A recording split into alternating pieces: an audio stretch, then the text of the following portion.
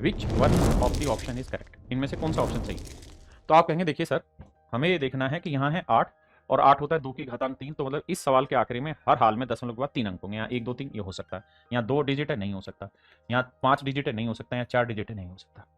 Option है, ये paper के सवाल नहीं है, लेकिन ये धीरे धीरे मैं वहां तक पहुंचाने की कोशिश कर रहा हूँ पेपर तक आपको। तो आप कहेंगे देखिए सर 625 जो होता है ना, वो होता है 5 की घातांक 4, दशमलव के बाद 4 अंक आएंगे, यहाँ 5 अंक है, यहाँ 3 अंक है, यहाँ 4 अंक है। तो ऑप्शन बी मेरे बच्चे राइट आंसर। हाँ जी, उद्देश्य केवल छोटा सा है कि किसी तरीके से आप बात पकड़नी शुरू कर दें।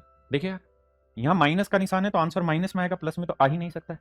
अब 8 है तो 8 को लिखेंगे 2 की घातांक 3, दशमलव के बाद 3 अंक, यहाँ 4 अंक का रखें इसलिए कट गया, तो बचा एक ऑप्शन बी। अब इस सवाल का जवाब दीजिए, one of the finest question paper का सवाल है, बहुत बढ़िया सवाल है, जवाब दीजिए। आपको 2-3 चीजें समझनी है। सबसे पहले ये जो 6250 है ना, इसको मैं लिख सकता हूँ 3125 गुना 2। हो सकता है आप में से बहुत सारे बच्चे अभी ना समझ पाए इस बात को, लेकिन धीरे धीरे जब प्रैक्टिस करेंगे तो आ जाएगा।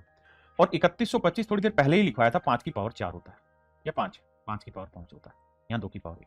जो 128 होता है ना, ये 2 की पावर 7 होता है, 2 की पावर 6 64, 2 की पावर 7 128। और ये 15625 थोड़ी देर पहले ही लिखवा के हटाऊं, 5 की पावर 6 होता है। आपने कहा ठीक है। अब मैं यहाँ से एक बात समझ सकता हूं कि भाई 6250 को हम लिख सकते हैं 5 की पावर 5 गुना 2 की पावर 1। तो आप मुझे केवल ये बताइए कि इस वाली सेटिंग को सेट करने में कितने अंक आएंगे दशमलव के बाद। तो आप कहेंगे देखो 5 की पावर 5, 2 की पावर 1, तो बड़ी पावर क्या है 5, यानी इसमें दशमलव के बाद 5 अंक होंगे, 1 2 3 4 5 अंक।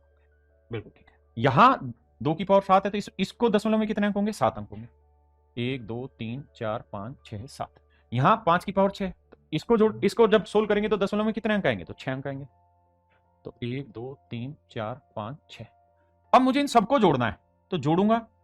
तो आप देखना एक बात, अगर मैं आपको कहूं कि यार 5 मतलब 0.31 और अगले में कहूं 0.2587, तो जोड़ोगे तो यहां तो कुछ नहीं तो 0 0 ही लोगे, है ना। तो यहां 7 आ जाएगा, यहां 8 आ जाएगा, यहां बाकी यहां कुछ भी आ रहा हो, लेकिन दशमलव के बाद 1 2 3 4 अंक आए, जबकि यहां कितने अंक थे, 2, यहां 2 थे, यहां 4 थे। तो जब भी जोड़ते हो ना, तो ये देखा करो दशमलव के बाद मैक्सिमम कितने डिजिट है, 4, तो आंसर में 4 ही डिजिट आएंगे, कम नहीं आएंगे। तो यही चीज हमें समझनी थी कि जब हम इन्हें जोड़ेंगे तो यहां 5 डिजिट थे, यहां 7 डिजिट थे, दशमलव के बाद यहां 6 डिजिट थे, तो हर हाल में डेसिमल के बाद 7 डिजिट आने, और वो ऑप्शन ढूंढना है जिसमें दशमलव के बाद 7 अंक हो। तो यहाँ 4 अंक थे, यहाँ 3 4 7 अंक है, ये आंसर हो सकता है, यहाँ 6 अंक है और यहाँ 9 अंक है। तो मेरे बच्चे ऑप्शन सी मेरा राइट आंसर। जैसे सवाल ने पूछा कि इसका आंसर क्या होगा,